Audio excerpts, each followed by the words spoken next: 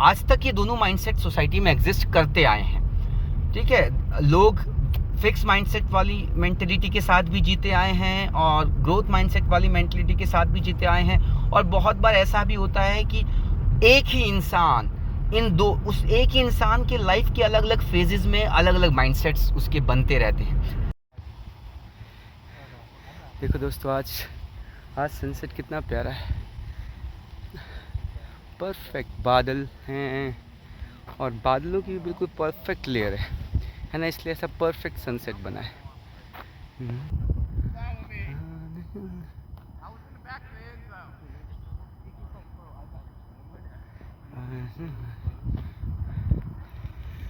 तो आज का दिन वर्कआउट के साथ अपना कंक्लूड हो गया और आज मैं उसी बुक का अगला चैप्टर पढ़ रहा था, how to make it stick in your brain. और मेरे को एक बात याद आई कि पिछले साल की जो गर्मियों की छुट्टियां थी ना, वो मेरी काफ़ी मैथमेटिकल माइंडसेट उस बुक के अराउंड रही। आपको याद हो, मैंने काफ़ी बार उस बुक का जिक्र किया था और उस बुक में दो तरह के माइंडसेट की बात की थी। एक था फिक्स माइंडसेट, एक था ग्रोथ माइंडसेट, है ना। बहुत इम्पॉर्टेंट बताया था, मतलब कि किस तरह से एक फिक्स माइंडसेट जिन बच्चों में होता है, किस तरह की प्रॉब्लम्स उन्हें आती है, कैसे वो अपने बेस्ट वर्जन में अपने आप को कन्वर्ट नहीं कर पाते, और कैसे ग्रोथ माइंडसेट जो है वो बच्चों को हर इंसान को एक ग्रोथ की ट्रेजेक्ट्री पे through out his life maintain रखता है। और सबसे अच्छी बात ये थी कि ये जो फिक्स माइंडसेट या ग्रोथ माइंडसेट है, ये it is not by birth. ये ऐसा नहीं कि कोई ले करके पैदा होता है।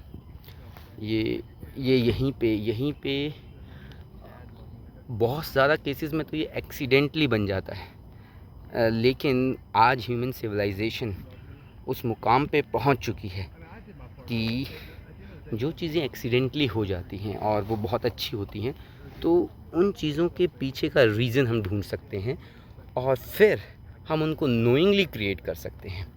जैसे एक टाइम ऐसा रहा होगा जब इंसान ने पका हुआ खाना, है ना, आग से पका हुआ खाना एक्सीडेंटली खाया और उसको वो अच्छा लगा, और उसके बाद फिर कैसे उसने नोइंगली आग को क्रिएट करना सीखा। तो ऐसे ही ह्यूमन बीइंग इवॉल्व होते होते आज इस मुकाम पे पहुंच चुका है कि हमें जो बाकी सभी स्पीसीज़ से इतना अलग बनाती है चीज़, हमारा ब्रेन, हम उसको इस हद तक समझ चुके हैं कि हम उसको भी मैनिपुलेट करना सीख चुके हैं। तो ये जो अभी मैं वो जो मैंने लास्ट ईयर बुक पढ़ी थी, मैथमेटिकल माइंडसेट, उसमें उन्होंने एक अमेरिकन साइकोलॉजिस्ट का जिक्र किया था। उसका नाम था शायद CAROL, Carol S. Dweck, DWEK। आप लोग सर्च करना उसके बारे में, आप लोग भी नेट पे पढ़ना उसके बारे में और उसकी रिसर्च के बारे में, क्योंकि ये कुछ ऐसा है कि जो सिर्फ टीचर्स के लिए नहीं है, ये हर इंसान के लिए एक इक्वली इम्पॉर्टेंट है ना। आपको अगर इसके बारे में आप कुछ जानकारी जुटाएंगे और इसके बारे में अपनी अंडरस्टैंडिंग अगर आप बढ़ाएंगे, तो आप किसी भी प्रोफाइल में काम करते हैं, बीइंग ए ह्यूमन बीइंग, आपको इसका इसका फ़ायदा ही मिलेगा। तो और अभी जो मैं बुक पढ़ रहा हूँ, how to make it stick, तो मैं यही सोच रहा था कि किस तरह से पिछले साल की छुट्टियाँ मेरी उस बुक के चारों तरफ घूमती रही, इस साल की छुट्टियां मेरी इस बुक के चारों तरफ घूमती रही। तो कब ऐसा टाइम आएगा, मतलब कि ये लगा लो कि साल में एक किताब के अराउंड छुट्टियां घूमी, तो मैं सोचा था कि कब ऐसा टाइम आएगा जब मैं ये देखा करूँगा कि ये महीना इस बुक के अराउंड था और दूसरा महीना इस बुक के अराउंड था, मतलब कब मैं इस तरह से किताबें पढ़ने लग जाऊँगा। मेरे मन में ये विचार आ रहा था। हाँ, तो अभी जो बुक पढ़ रहा हूँ मैं, how to make it stick, और उसमें उसमें कुछ बहुत अच्छी अच्छी बातें आई। चलिए उस बुक की बातें बताने से पहले मैं आपको वही पिछले साल की जो बुक थी मैथमेटिकल माइंडसेट, तो उसी की कुछ बातें मेरे ध्यान में आई, मैं वो शेयर करता हूँ। तो देखो जैसे ये जो बात कही गई है ना, growth mindset and fix mindset, ये काफ़ी कुछ अलाइन करती है कृष्ण भगवान जी के उस संदेश से जो उन्होंने गीता में दिया कि कर्म किए जा, फल की चिंता मत कर, है ना। इसका मतलब ये है ना कि देखो कर्म किए जा मतलब कि आप प्रोसेस पे ध्यान दें, फाइनल रिजल्ट पे ध्यान मत दें, ये बहुत इम्पॉर्टेंट है। और ग्रोथ माइंडसेट का भी मतलब यही है कि प्रोसेस को इम्पोर्टेंस दी जाए, फाइनल रिजल्ट को इम्पोर्टेंस ना दी जाए। तो ये दोनों चीज़ें काफ़ी अलाइंड हैं, कर्म किए जा, फल की चिंता मत कर, या फिर ग्रोथ माइंडसेट। क्योंकि ग्रोथ माइंडसेट भी यही कहता है कि प्रोसेस को इम्पोर्टेंस दो और फाइनल रिजल्ट को इतनी इम्पोर्टेंस मत दो। फाइनल रिजल्ट ऑटोमेटिकली अच्छा ही आएगा अगर आप रियल में प्रोसेस में समर्पित हैं तो।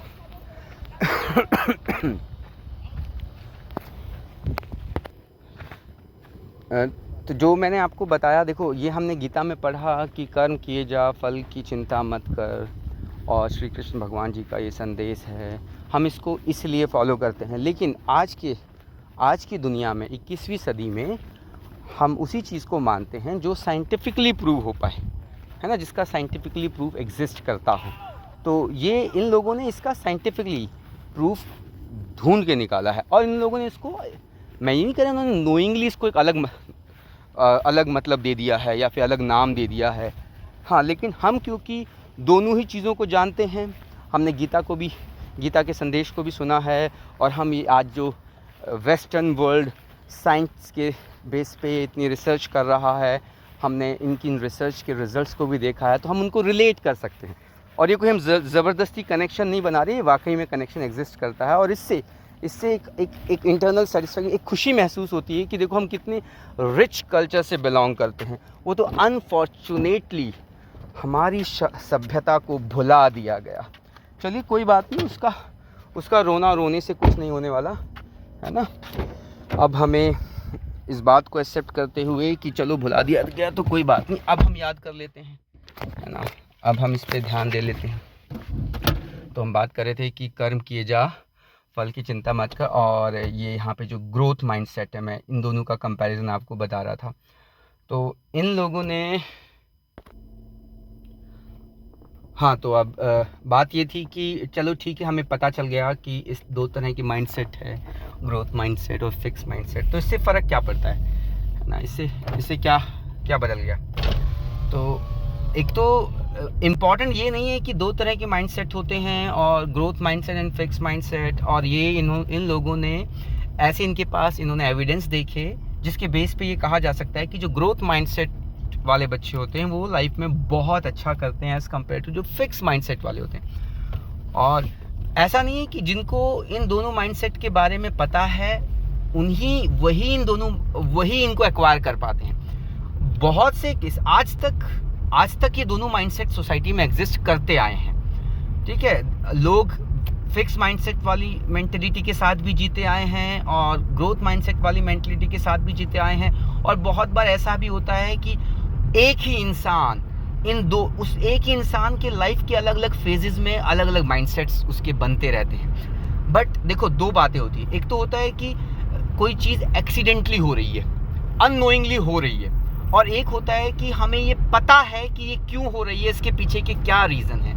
तो ये बात खास है कि इन लोगों ने ये चीज़ डिटरमाइन कर ली, इन लोगों ने पता लगा लिया कि ये दोनों माइंडसेट, ये जो अलग अलग माइंडसेट हैं, ये कैसे नोइंगली एक्टिवेट किए जा सकते हैं, कैसे नोइंगली ग्रो किए जा सकते हैं ब्रेन में। एक बच्चे को कैसे एक ग्रोथ माइंडसेट के साथ बड़ा किया जा सकता है as compare to fix mind, ये इन्होंने पता लगाया। वो कौन सी टेक्निक्स हैं, ये इन्होंने पता लगाया, है ना। तो वही कुछ टेक्निक्स मैं आप लोगों के साथ अभी शेयर करता हूँ, जब तक मैं अभिमन्यु की एकेडमी में पहुँच जाऊँ तब तक का टाइम है। तो देखो, एक तो सबसे बड़ी चीज़ जो इन्होंने बताई कि माँ बाप और टीचर अक्सर एक गलती करते हैं कि बच्चे को जब वो प्रेज़ करते हैं, जब बच्चे की प्रशंसा करते हैं, प्रशंसा बहुत इम्पोर्टेंट रोल प्ले करती है बच्चों की लाइफ में, बट उसको बहुत संभल के करने की ज़रूरत है। प्रशंसा जो है इंसान को ख़त्म भी कर देती है और प्रशंसा ही इंसान को बना देती है। लेकिन देखो अब संभल के कैसे करने की ज़रूरत है, ज़रा ध्यान दीजिएगा। तो फॉर एग्ज़ाम्पल 2 बच्चों को मैंने एक सवाल दिया करने के लिए और दोनों ही बच्चे उस सवाल पे काम कर रहे हैं और दोनों बच्चे सवाल पे काम कर रहे हैं। एक बच्चे का रिज़ल्ट सही आ गया, एक बच्चे का रिज़ल्ट गलत आया और हमने कहा वाह, हमने उस बच्चे को प्रेज़ किया जिसका रिज़ल्ट सही आया है कि वाह, आपने फाइनली एक करेक्ट रिज़ल्ट ढूंढ दिया, आपने इस पहेली का आपने जवाब ढूंढ दिया, है ना। हम लोगों ने ये हम लोगों ने उसको इस तरह से प्रेज़ किया। तो कहीं ना कहीं उस बच्चे के ब्रेन में एक मैसेज गया है कि फल ज़्यादा इम्पोर्टेंट है। देखो जिस बच्चे ने दोनों बच्चे मेहनत कर रहे थे, हमने उस बच्चे को प्रेज़ किया जिसने आंसर ढूंढ निकाला उस पहेली का, जबकि हमें उन बच्चों के एफर्ट्स को प्रेज़ करना चाहिए था, ना कि रिजल्ट को। तो हम कहते तो हैं कि कर्म किए जा फल की चिंता मत कर, पर वास्तविकता ये है कि हम ही अननोइंगली अपनी जनरेशन को ट्रेन कर रहे हैं इस चीज़ के लिए कि फल ज़्यादा इम्पॉर्टेंट है इस जीवन में बजाय कि प्रोसेस के। तो यही बात उन्होंने बोली है। उन्होंने अपने जो भी एक्सपेरिमेंट किए उसके बाद उन्होंने जो निष्कर्ष निकाले उन्होंने उसमें इसी बात का जिक्र किया है कि ज़्यादा इम्पॉर्टेंट है कि प्रोसेस को प्रेज़ किया जाए, ताकि बच्चे को पता चले कि जो एफर्ट्स है ना वो इम्पॉर्टेंट होते हैं, ना कि फाइनल रिजल्ट। मतलब कि अगर बच्चे को फाइनल रिजल्ट नहीं भी मिलता है तो भी ओ वाह, आपने इतने सारे वेज ट्राई किए, आपने ये अप्रोच भी फॉलो करी, आपने ये अप्रोच भी फॉलो करी, ओ वाह, आप इतनी लंबे टाइम तक सोचते रहे, आपने इसका डायग्राम भी ड्रॉ किया। तो उसके जो एफर्ट्स हैं उनको प्रेज़ करना चाहिए। ये मैंने एक तरीका बताया, ऐसे बहुत सारे तरीकों का उसने जिक्र किया है और हो सका तो मैं आगे आप लोगों के साथ वो बाकी चीज़ें भी शेयर करूँगा। तो देखिए कैसे नोइंगली हम ग्रोथ माइंडसेट को प्रमोट कर देते हैं हमारे बच्चों की परवरिश में, बजाय कि फिक्स माइंडसेट की। ये एक ही चीज़ नहीं, ऐसी बहुत सारी चीज़ें हैं। तो दोस्तों चलते हैं, पहुंचने वाला हूं मैं एकेडमी पे और हो सका तो कल फिर आप लोगों के साथ इसी बुक पे कुछ और नया मिला तो आप लोगों के साथ शेयर करूंगा। तब तक के लिए गुड बाय।